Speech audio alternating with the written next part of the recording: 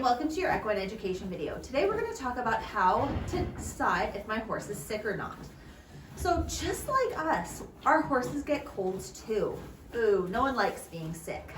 With our horses though, they can't communicate and tell us, I don't feel like going to school today, I'm sick. So it's our job to know when it's okay to send them to work and when they're unwell and what we should do about it. So just like with us, one of the first signs that our pony might have a cold is a runny nose. So if our pony has nostril discharge coming out both sides of their nose, we know that they could be getting sick. Some other signs is that they might not want to eat, they might not be drinking as much, and their TPR, their temperature, pulse, and respiration might be altered. Other things that we can look for is my horse dehydrated, and their capillary refill time. And if these sound unfamiliar, don't worry, later in our equine education you will learn all about all of these factors. So those are some main signs that our horse might not be well. Some other things to look for is a general unwell. They're dull, they're not alert, they're quiet. You know your horse and you know what to look for. If they all of a sudden seem quite different, those are things to pay attention to. Now, if my pony is sick, what are some things that I should do? Well, first off, we don't want to work them when they're not feeling well. We want to isolate them from other horses, especially if you have a big barn like ours. You don't want every pony to get sick because one pony has a cold.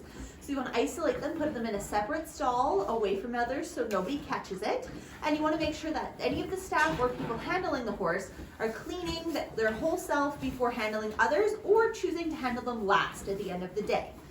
Now, some things we can do for our ponies to keep them warm, just like us when we're not feeling well, we want to bundle up in all our layers and feel cozy. Well, same thing for our pony. We want to make sure they have a nice blanket on, they're feeling warm and cozy, that they have access to good clean water at all times, and we might need to change that water a little bit more frequently.